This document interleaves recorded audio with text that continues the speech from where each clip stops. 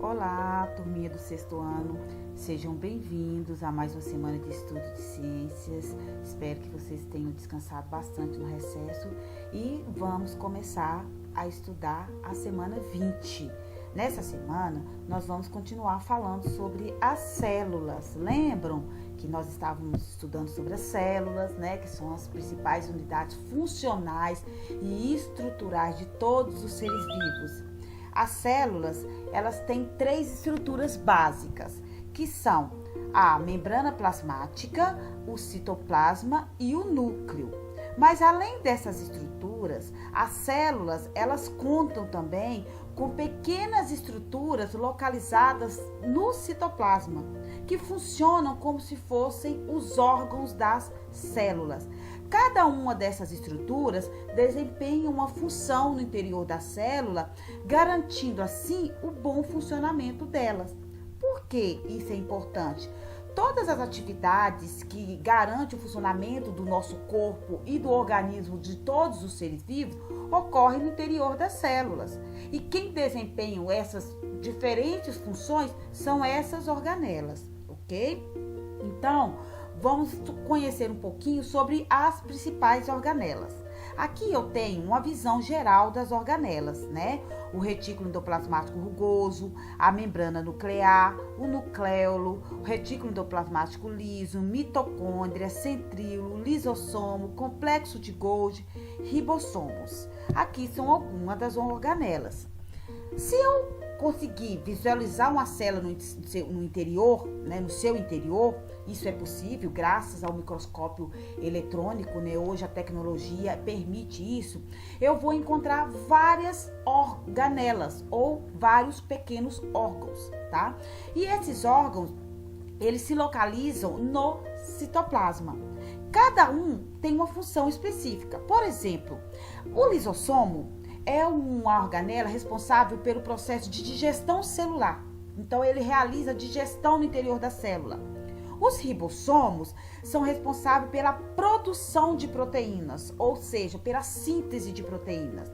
As mitocôndrias são responsáveis por um processo chamado respiração celular, que é o processo que garante, que fornece energia para a célula. Os centríolos são estruturas ou organelas responsáveis pelo processo de divisão celular. A divisão celular é o processo de reprodução da célula.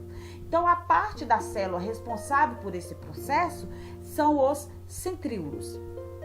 O complexo de Golgi é uma estrutura responsável por armazenar e secretar substância do interior da célula. Então, ela armazena as substâncias, e elimina essa substância do interior da célula.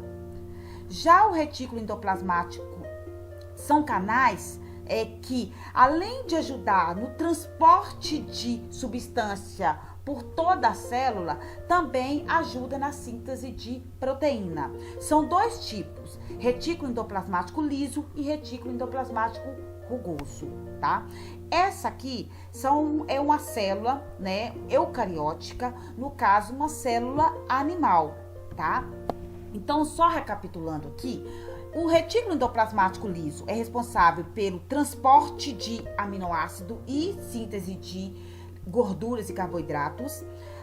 O retículo endoplasmático rugoso, como eu disse para vocês anteriormente, são dois. É responsável pela síntese e armazenamento de proteína, tá? As mitocôndrias, responsável pela respiração celular, que é o processo de obtenção de energia, né, da célula. Os ribossomos são responsáveis pela síntese de proteína, então eles produzem proteínas. Complexo de Golgi são responsáveis pela síntese, né, ou pela secreção de substâncias. Os centríolos, responsáveis pelo processo de divisão celular. Os lisossomos é responsável pela digestão intracelular, então é a digestão que ocorre no interior da célula, tá? Agora, eu tenho algumas estruturas que eu vou achar só na célula vegetal.